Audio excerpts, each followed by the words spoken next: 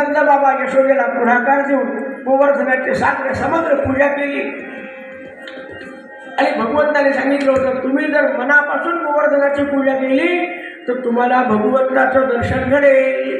सूक्ष्म रूपाने का होईना सर्वांना भगवंताचं दर्शन घडेल. तळमळीनं पूजा केली, प्रदक्षिणा मारली, नमस्कार केला. गोवर्धन भगवान की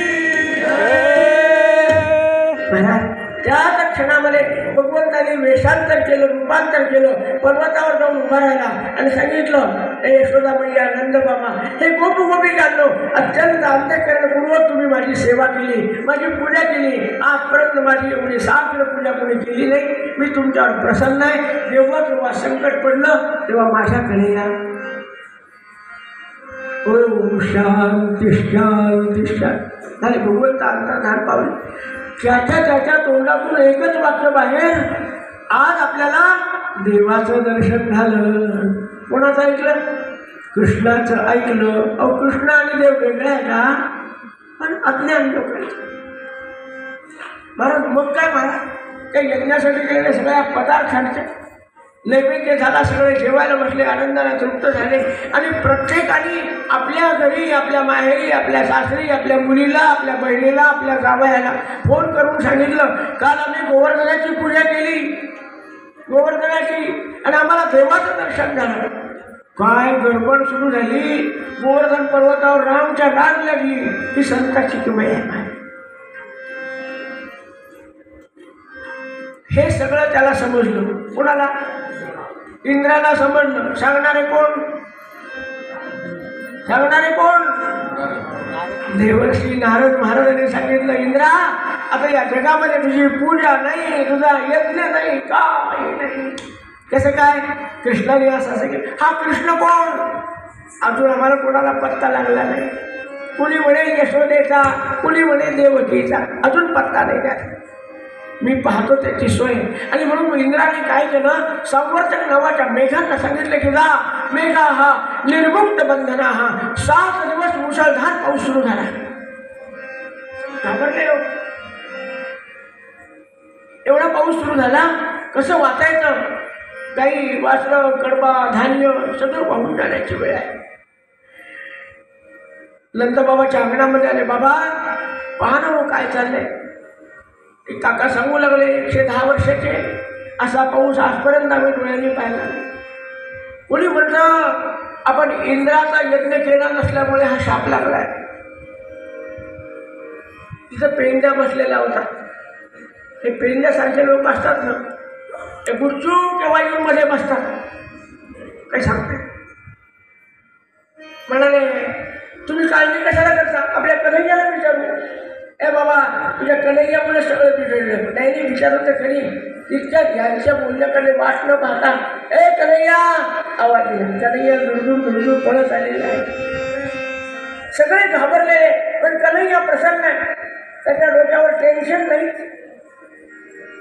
कशाला घाबरत नाही. काय झालं बाबा, कशाची काळजी आहे? आणि पाऊस पाहिलं मग आपल्याला घाबरायचं काय काम आहे बाबा? आपण परवा कोणाची पूजा केली? गोवर्धन देवाची. त्यांनी काय सांगितलं? संकट पडलं की माझ्याकडे चला. आपल्याला व्यवस्था आहे. उगाच काळजी करतो. देवाचं नाव घ्यायचं तर काय करू, कसं करू, काय करू, कसं करू, काय करू, कसं. अरे देव कशाचा करावा? सद्गुरूला शरण जाऊन विचारावं. मनाने काय करायचं? चला. गोविंद बोलो हरी. आणलं गोवर्धनाच्या पाहिजेची. आणि भगवान गोपाळकृष्ण म्हणाले, पहा कोणालाही आपलं काम ऐकायला लावायचं असेल ना तर प्रार्थना करावी. डोळे झाकून प्रार्थना करा की देवा या संकटातून आम्हाला वाचव रे बाबा. सगळ्यांनी भीतीच्या पोटी डोळे घट्ट झाकले आणि नमस्कार केला. डोकं माथा जमिनीला टेकून नमस्कार करेपर्यंत छत्री उघडायला तरी वेळ लागावा. इतक्या कमी वेळामध्ये पूर्ण गोवर्धन पर्वत उचलला भगवान गोपाळकृष्णाने हातावर घेतलेला आहे. गोवर्धनधारीला 7 दिवस सांभाळले. 7 दिवस लोकांनी सांगितलं पाऊस तर गेला, पण निघाला तिथल्या तिथं ठेवून द्या. प्रार्थना करा देवा, जेव्हा केव्हा आमचं संकट येईल तेव्हा असं सांभाळ आम्हाला. काही दिवस गेले, इंद्राला वाटलं जाऊन पाहू, गाव वाहून गेला असेल, गोकुळ वाहून गेला असेल. येऊन पाहतात जिथल्या तिथे सगळे आनंदाने कृष्णाच्या भोवती फेर धरायला लागले, पिंगा घ्यायला लागलेले, खेळायला लागलेले, उड्या मारतात, गाणे म्हणतात, फुगड्या खेळतात. वारे वा गोपाल कृष्ण भगवान. आज इंद्राने शरणागती स्वीकारली. भगवंताने सांगितले, इंद्रा जप करू नको, यज्ञ करू नको, पण अहंकार करू नको बाबा. मला अहंकार फक्त आवडत नाही. सगळ्यांचा गर्व परिहार करता करता भगवंत सगळ्या प्रजाजनांना सुखी करत करत करत त्यांचं जीवन चाललंय. काय झालं, एकदा अशाच अंगणामध्ये गवळणी बसल्या, कोणाच्या, यशोदेच्या, आणि चर्चा सुरू झाली. काय गवळणी भाग्यवान होत्या. त्यांच्या चर्चेचा विषय काय होता माहिती आहे?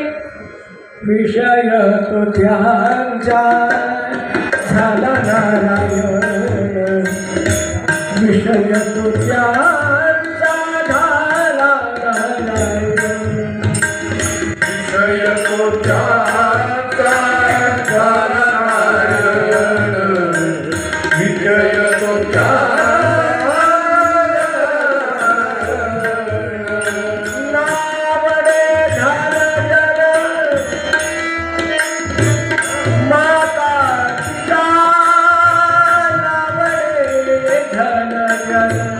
माता पिता विषय तो त्यांचा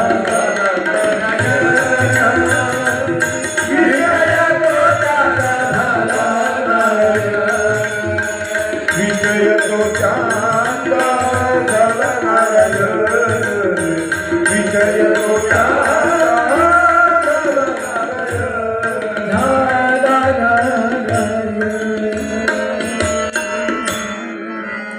गोपगोपिकांचा विषय एकच आहे, सतत चिंतन भगवान गोपाळकृष्णाचं चालू आहे. करता करता करता काही गवळणींनी प्रश्न उपस्थित केला, हा कोण असला पाहिजे ना, तो गोवर्धन पर्वत 7 दिवस हातावर धारण करतो, जो 12 कोस अग्नी पिऊन टाकतो, जो कालिया नावाच्या नागाला यमुनेतून रमण द्वीपाच्या ठिकाणी पाठवतो, जो पुतळेसारख्या राक्षसीला वयाच्या 4थ्या महिन्यामध्ये फाडून टाकतो, आघासुराचे 2 तुकडे करून टाकतो, कोण असला पाहिजे? काही पोक्त बायका होत्या, स्त्रिया होत्या, महिला होत्या, माता होत्या. त्या म्हणल्या, हा दुसरा तिसरा कोणी नाही, कृष्णं वंदे जग, हा जगन्नाथ आहे. मग तरुण असणाऱ्या गोपी म्हणाल्या, हा जर